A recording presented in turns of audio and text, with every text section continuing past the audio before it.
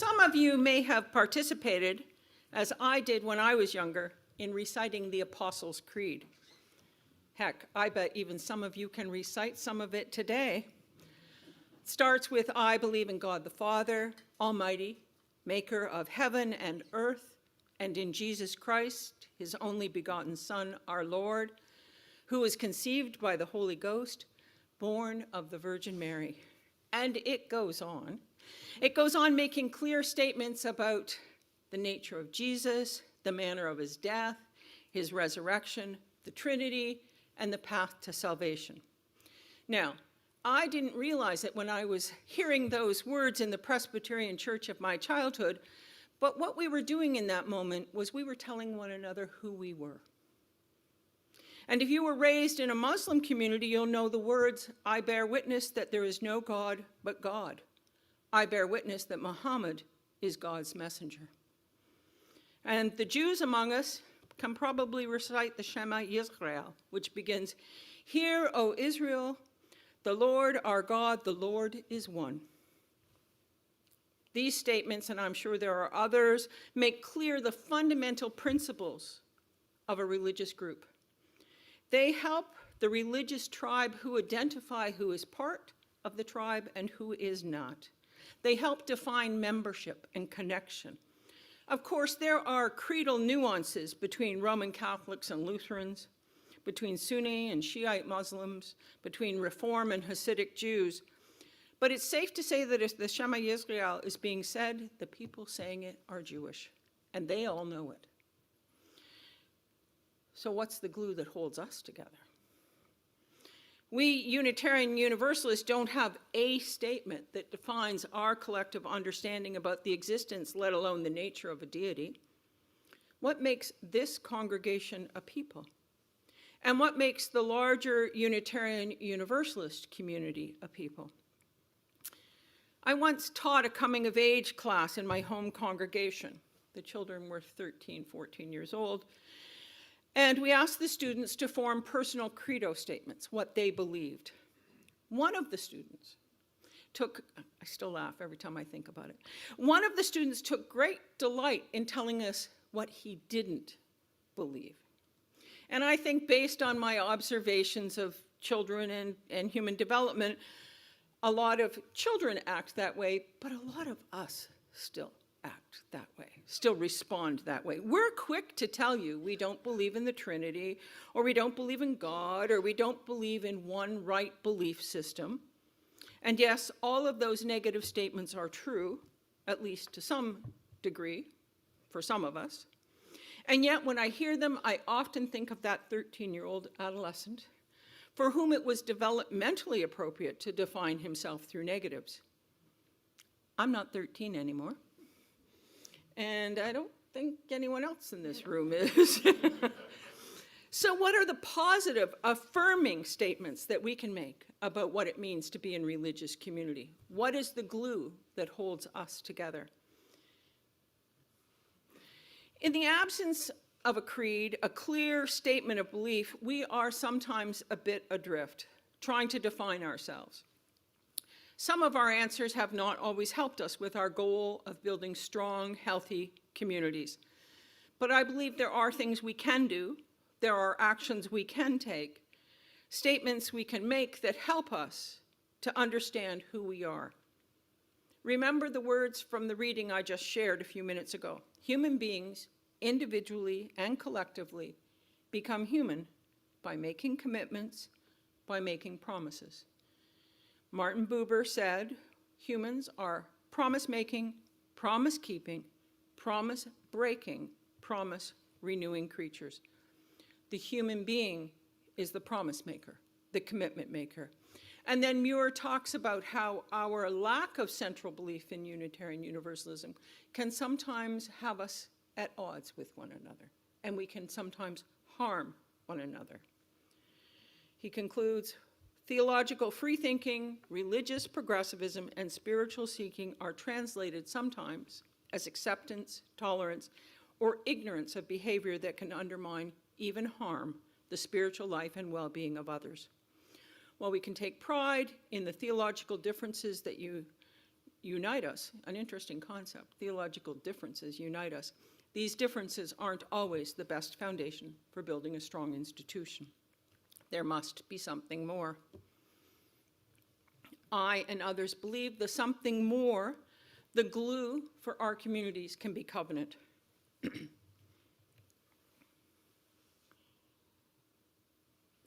I was at a swim meet last night at a very loud pool. I and others believe that covenant can be our glue. Reverend Alice Blair Wesley delivered a series of lectures in 2000, part of the Minns Lecture Series. They're available online. And in her 2000 series, she talked about how covenant was a long-standing part of Unitarian Universalism and how it was a foundational part of churches in New England when the Puritans first came to North America. They organized as free churches. They were leaving Europe, which imposed religious doctrine, and coming to the New World for religious freedom. Those early church members had come to North America looking for a place to practice church with freedom, free from government or ecclesiastic authority. And they longed for a church where its members were loyal above all else to the spirit of love. That's in their documents. They wanted to be loyal to the spirit of love. And in those congregations, the covenantal organizational pattern was a clear element of their understanding. It wasn't creed that helped them together and informed their choices, but rather it was their covenant, their understanding of how they wanted to be together that helped them function. These spiritual ancestors of ours understood that the way they were together was a theological expression. Their overarching theological understanding was that the spirit of love must and could be at the heart of what they did. So what would that mean for us now? How would we describe it?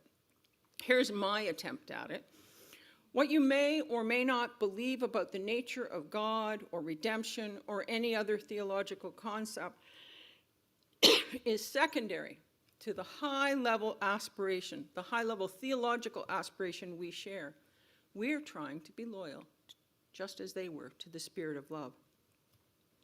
Now, it takes a pretty unusual person to say they don't want to be loyal to the spirit of love. So this should be easy. Walk in the park, we got it. Right. That's why people never leave congregations hurt. That's why there are never any conflicts in our congregations. That's why there are never, ever any theological barbs thrown. Yeah, not so much. It seems that loyalty to the spirit of love isn't quite enough to keep us out of trouble. I'm a big believer in the need to be upfront about expectations, and I've come to believe that we need to have clear, well-communicated expectations in our congregations just as much as we need them anywhere else. This surprised me when I was a lay leader in my home congregation and we got into the conflict weeds. I was like, but at church, how could this happen? Well, you know, I've learned some things since then. If we don't spend defining for ourselves what works, what our expectations are, how we want to be together, I believe we're setting ourselves and newcomers up for trouble. What would it mean if people weren't left guessing at the norms and expectations that all communities have, consciously or unconsciously?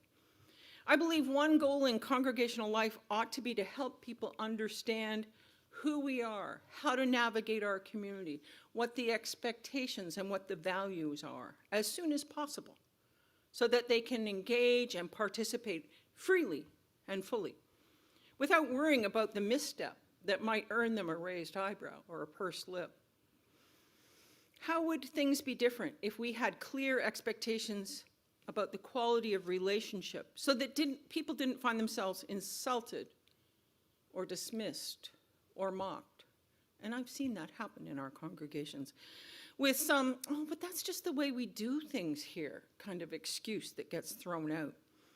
What would it mean if we made explicit statements, explicit commitments and promises? We agree when we do that we want to spare one another the embarrassment of a misstep. And we agree that we truly, truly want to be loyal to the spirit of love. My great-grandmother used to say about raising children, and I might phrase this differently, sometimes you have to be cruel to be kind. We need to set expectations of people. I don't think we want to be the group that says one thing about diversity and theological richness and really means another. We don't want to be the group that says we welcome newcomers and then treat them like aliens. This work takes maybe a bit more than a bit of maturity. It takes loyalty to something greater than our own preferences.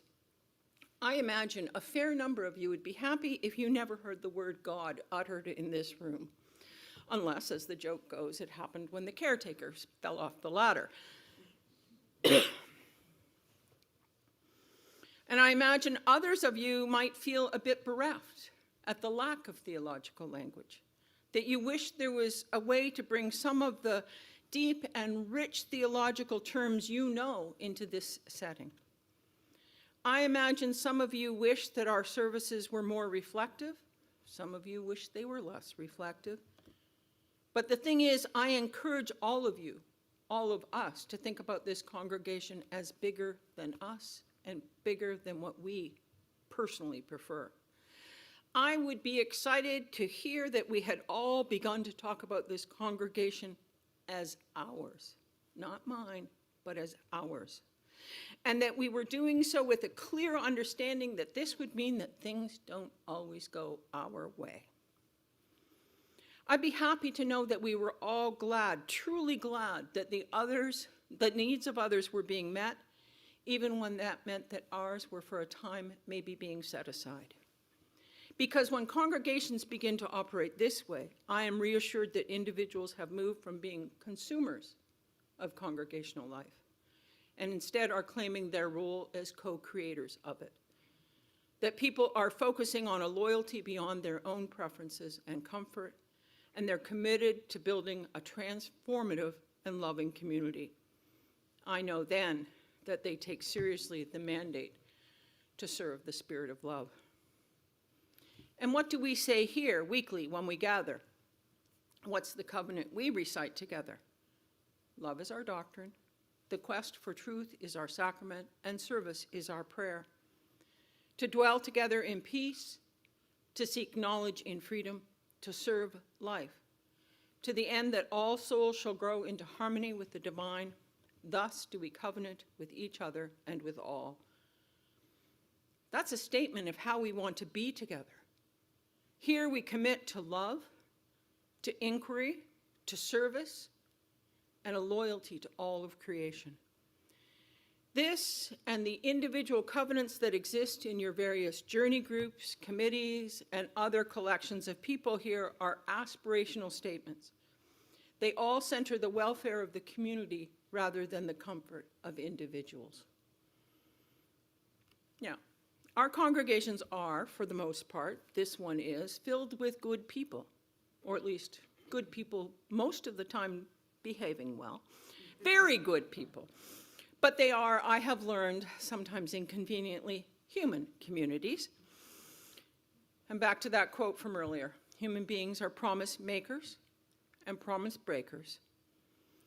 One of the things we need to do if we are to join together in congregations is to come back when we've broken promises, because we will break promises. When we have failed to meet our commitments, we need to find our way back. I might aspire to always speak with compassion, but sometimes when I'm hurt by another or I'm feeling a little uncomfortable, I'm going to mess up sometimes. I sometimes won't be able to muster the grace or courage to pull it off. So one of the things we need to do is learn how to recommit and how to re-promise to go forward again and again and again. The hymn we sang a while ago, Come, Come, Whoever You Are, is based on a poem by the Sufi poet Rumi. And the text of the poem goes like this: Come, come, whoever you are, wanderer, worshiper, lover of leaving, it doesn't matter. Ours is not a caravan of despair. Come, come, even if you have broken your vows 1,000 times. Come, come, yet again come. Some versions of the song include a harmony line that speaks to the broken vows, the ones that we all, because we are human, break. We break our promises. Being human is about making promises, and probably more importantly, about learning how to come back when we've done that, how to come back when we've fallen short. Our work is to have faith, to hope, and to love both others and ourselves, again and again. In my work with congregations, before I came here to be your minister this year, I worked for the Canadian Unitarian Council for over, I think it was 23 years, serving congregations in the eastern half of the country. So I've seen a few things. And I've seen people who were careless and hurt one another. And I know that I've hurt others. I know that I've been hurt. And it would be easy in those moments to grab my coat and my marbles and my pride and walk out the door. But I believe in the covenant. And I know that the covenant is about aspirations and about the hope that we'll do better next time. Making, breaking, and remaking promises. That's what we, when we do it well, do here. So I've come to understand in my long association with UUism that being UU is more than being some kind of theological free agent. It isn't about what we believe, it's about how we are in these communities we're crafting. What a journey this congregation has been on. It has been a complicated few years, and despite the hard work by staff and volunteers, there are still unknowns. Things are still in process, and I know that that is challenging. I wish I had a magic wand that I could wave and make all of the congregational dreams come true right now, boom. But I do not. But I can perhaps encourage us to think about how we make our own magic. I urge us to work to remain true to the spirit of love that our early faith ancestors longed for. I urge us to stay in right relationship with one another and with our larger movement. I urge us to do the deep work of asking and asking again, how do we want to be together? And when we do this work, when we do that work, we tend the fire of the chalice, and we work to bring more love, more justice, and more understanding to the world. When we and other congregations do this work, when we ask these questions, when we struggle to bring aspiration and reality closer together, we are doing the important work of covenant building. We are being human, making promises. When we do this, we fashion congregations that reflect our values and our theology to the world. I wish this business of being human was a bit easier. I wish being in community wasn't quite as much of a challenge as it sometimes proves to be. But then again, maybe I'm not so sure. This business of growing healthy Unitarian Universalist congregations is hard, and at times it's complicated work. But really, what a gift that is. Here we ask one another to share of ourselves, to be open, and to dare and try to grow in love and compassion. Here we ask one another to live into our promises. And here we commit to supporting one another as companions and witnesses on the journey of life. Here we give one another permission to promise, to try, to fail, and to try again. Come, come, whoever you are. Wanderer, worshiper, lover of leaving. Come, broken vows and all. Come, come, yet again come. Let's take a few breaths together.